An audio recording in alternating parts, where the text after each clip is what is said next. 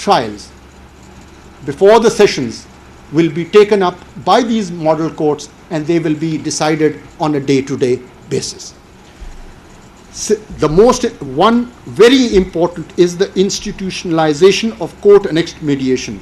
Let me tell you, mashallah, we've got 20 trained judicial officers already in our judiciary, and we have to take maximum use and utilize their expertise. And it was decided that to start off with, one district in every high court will take up this particular mandate, and we will assess how the progress has been made and decide about it after 3 months, and we will increase this particular aspect of it, but only once we see how the progress of the initial steps that have been taken. Then comes timelines for disposal of different category of cases. 13 different items were taken up: declaratory suits, declaratory inheritance, injunctions, rent cases, family suits, succession cases, execution petitions, labor cases. There were the 13 on which we decided. This can be increased later, but to start off with, we started with 13, and the high courts have been asked to give us the timeline that they think is appropriate. We will inshallah decide it on the 18th. Then comes the Professional Excellence Index. This is something which we've introduced to facilitate talent hunt of lawyers for induction into the district judiciary and elevation to the high court judicial positions. Then comes this particular, the district judiciary will gauge the lawyers who come and argue cases before you, and then you will pass it on to the registrar, and the data will be collected over there. And when the time comes for induction into the district judiciary or the high courts, this particular data will help us in engaging. There are certain lawyers who are practicing law in furthest districts, and they don't come to the high courts, and so they don't come within the view of the high courts and the bar. So this is a step which we have taken, which will bring in the young lawyers also. They will be given an opportunity, and those who are let's put it this way, who are apolitical and have no political affiliation, and they are genuinely professional lawyers. So this will bring up, will give an opportunity for them to be also considered. Then is ethical guidelines for use of AI in the judiciary. Undoubtedly, given the rise of AI and the benefits associated with its use, integrating it into the justice delivery system is our top priority. No doubt about that. However, the adoption of AI must not be blind or uncritical, as it raises complex ethical and legal concerns that demand careful consideration. To this end, the National Judicial Automation Committee, a committee comprising of justices of the high courts and headed by my illustrious brother, Justice Muhammad Ali Mazhar, have been requested to prepare and recommend an ethical framework for the use of AI in the judiciary. We hope that this initiative, along with the willingness of our judiciary to use AI, will enable us to integrate AI into our processes safely and allow us to make our justice delivery system more efficient, transparent, and above all, citizen-centric. Now, let's come to some important reforms relating specifically to the well-being of the district judiciary. I'll start with the institutional response to external influence on judges of the district judiciary. Mind you, as far as the superior judiciary is concerned, this issue is now with the Supreme Judicial Council, and they are deliberating on how to proceed and to formulate it. But as far as the district judiciary is concerned, we have decided that we will proceed as under. Before I tell you how and what the committee has decided, let me tell you about my views on it. It is my dream to see an aggrieved citizen across our beautiful country to confidently walk into the court of a magistrate or a civil court in his own local tongue and not be burdened to go to the High Court or the Supreme Court to seek redressal of his grievances. But to make this happen, we must ensure that the district judiciary is empowered, protected, and fully supported in discharging its duties. Now, in this regard, you will be pleased to know that the committee has resolved that each High Court shall formulate clear guidelines for members of the district judiciary to follow in case they face any extraneous influence, along with the defined response of the High Courts to counter such instances.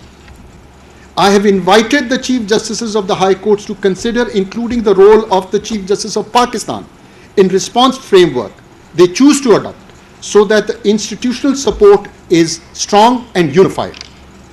The message must be clear to all that the Chief Justice of Pakistan shall stand with and support an independent, honest, steadfast judicial officer, inshallah. Let's come to some less emotional issues. This is regarding performance evaluation of district judiciary, standardization of recruitment mechanism of district judiciary policy forum, parity in terms and condition of service of district judiciary, access to international exposure opportunities. These were issues when I used to go to these remote areas and meet the judicial officers over there. These were highlighted by them when I met them. Now, it's very easy for us to sit in the Supreme Court and frame policies regarding them. No, we decided we're not going to go this way. We said, let the district judiciary ponder over it and let them deliberate and finally propose to us what they want. Because this does not restrict to a particular province or a high court. So we have decided that it should be given to a committee which should be headed by a judge of the a retired judge of the Supreme Court who has come up on the rungs of the district judiciary. And you'll be pleased to know that it was Mr. Justice retired Rahmat Hussain Jafri Saab who's agreed to take on this task as the chairman of this committee, with Mr. Justice Rozi Khan, Chief Justice of Balochistan, to assist him. Similarly, the registrars of the High Courts and the Director General of Federal Judicial Academy, all of them are from the district judiciary. And I hope and pray they seek your guidance in this. And I must tell you that this is something which is very close to my heart. And I hope and inshallah we will be able to give you what you deserve, what you need and what you deserve. Now to some good news also. You will be pleased to know that we are in contact with the Supreme Court of People's Republic of China and the Constitutional Court of Turkey to enter into MOU for judicial cooperation for a period of 5 years.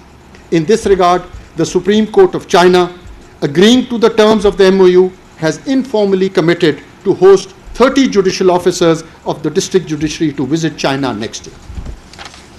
As for our engagement with the Constitutional Court of Turkey, our brother Excellency is with us.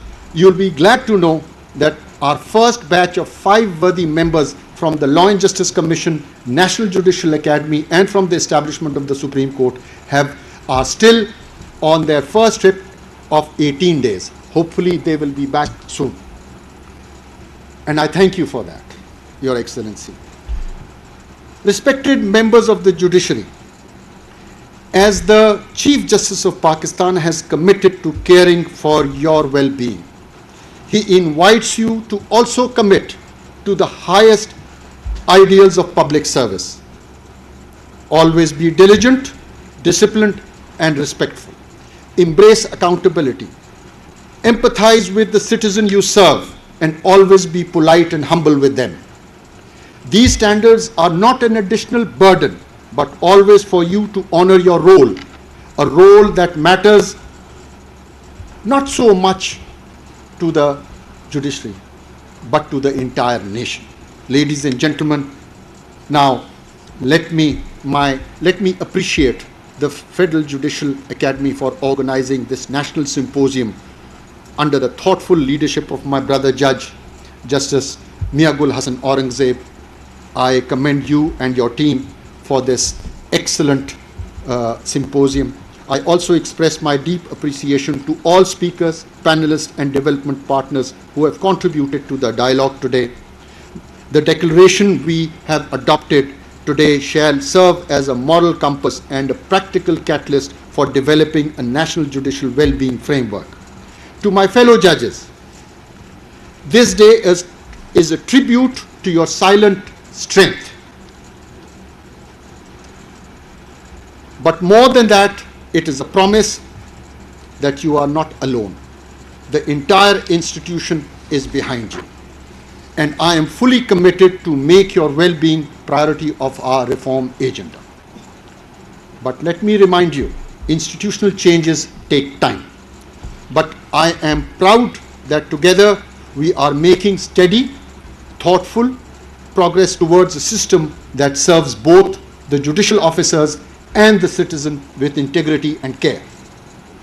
Today, by the grace of God, we gave voice to what was long left and felt but rarely said.